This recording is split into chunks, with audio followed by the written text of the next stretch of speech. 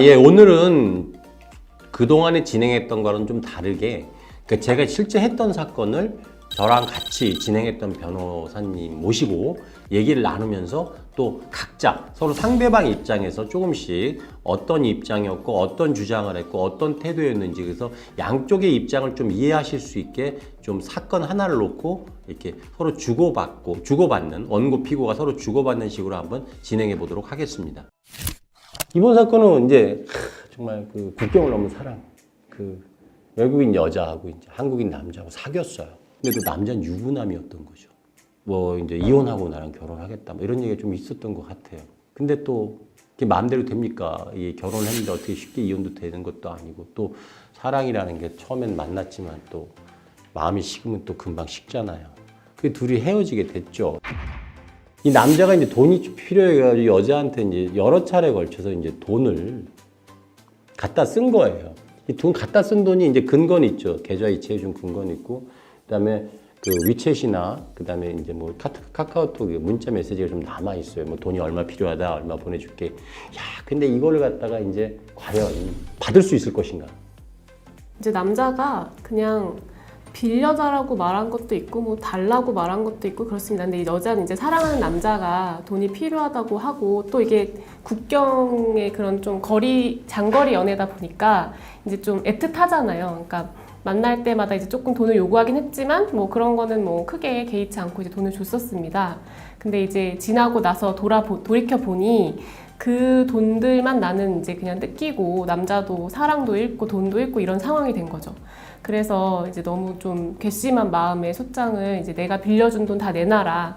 그 돈도 상당히 여러 차례에 걸쳐서 뭐 500만 원 빌려줄 때도 있고 200만 원 빌려줄 때도 있고 되게 이렇게 다양했습니다. 그래서 그런 것들을 다 모아서 금액이 한 4천만 원 넘게 됐습니다. 그래서 그 돈 달라고. 그래서 뭐 그 중간에 또 한 번 남자한테 만나서 각서도 받은 적이 있습니다. 이 돈 내가 빌려준 돈 맞고, 그러니까 내가 이거 갚겠다라고 각서를 받고, 그 각서 쓰는 장면을 또 동영상 촬영을 하기도 하셨습니다. 그렇게 해서 이제 그런 것들을 증거로 쭉 해가지고 돈을 갚으라고 이제 소장을 날렸죠, 남자한테. 근데 보통 그 상황에서 이게 헤어지지 않았으면 여자가 돈 달라는 얘기는 안 했을 거예요. 그렇죠? 그러니까 이게 과연 신분관계, 둘이 사귈 때는 그러면 이게 빌려준 돈은 아니었다가 헤어지니까 이게 갑자기 돈을 빌려준 게 된다. 이게 좀 이상하다는 생각도 들어요, 사실. 만약에 돈을 빌려준 시점이, 우린 또 법률가들이 하는 이렇게 소멸시효라는 것도 있잖아요. 채권이 이게 어느 정도 청구 안 하면 없어지는 그런 거거든요. 예.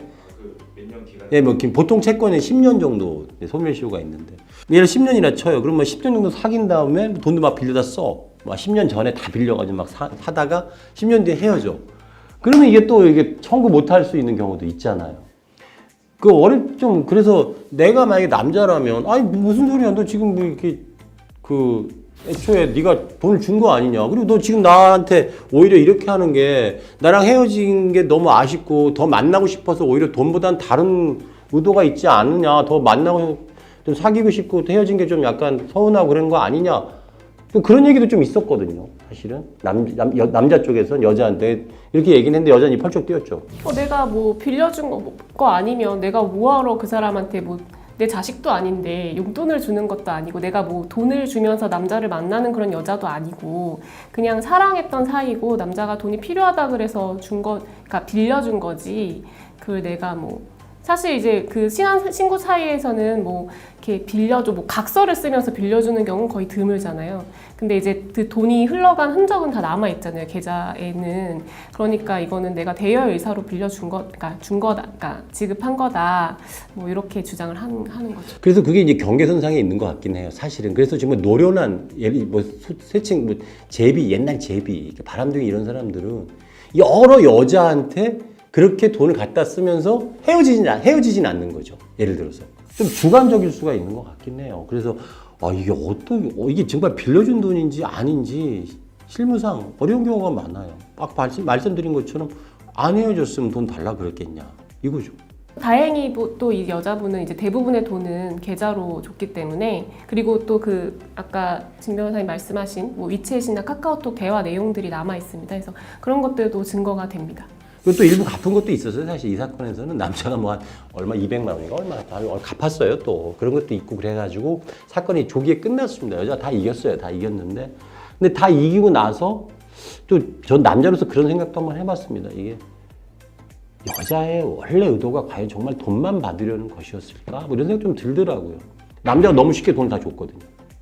처음에는 뭐 이게 빌려준 돈인가? 막 이런 얘기 좀 나왔었는데 이게 이제 변호사 선임해서 들어가니까 회사로 이제 소장이 날아가고 하니까 그냥 어떻게 구해서 다 주더라고요. 변호사 비용까지 다 주더라고요.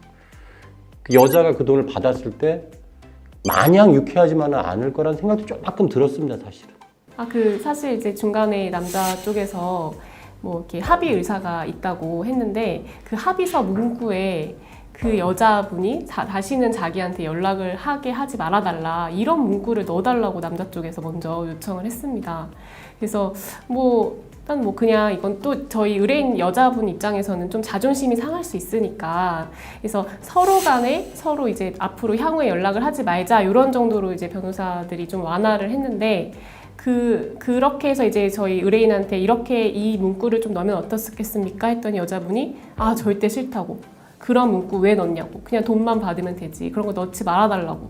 뭐 이렇게 해서 좀 합의할 때 좀 진행할 때 어려움이 있었습니다. 그래서 그런 거 보면 이게 좀 진실은 과연 돈 문제만은 아니었다 이런 생각은 좀 들기도 합니다. 그 남자가 가정이 있었으니까 남자 입장에서 이제 어떻게 보면 가정으로 돌아갔다고 볼 수도 있잖아요. 그러면 이제 여자가 다시 연락 안 했으면 하는 마음에서 이제 뭐 그런 문구를 넣어달라고 했을 수 있는데 여자는 또 여자 입장에서 어떤 마음이었는지 정확히는 모르겠지만 뭐 사람을 왜 의심하냐 뭐 아니면 이럴 수도 있죠. 내가 뭐 그런 것까지 넣으면서 합의를 해야 되느냐. 오히려 네가 나한테 연락 안 하면 좋겠다 이런 마음일 수도 있고 아니면 정말 속마음은 연락을 하고 싶은 마음일 수도 있고 하여튼 그래서 그 합의 문구 작성하는데도 조금 애론이 있었습니다. 하여튼 그 남녀 간의 하여튼 문제가 그게 결국 빌려준 돈으로 청구 안 하다가 이제 갑자기 빌려준 돈으로 둔갑한 그런 경우였죠.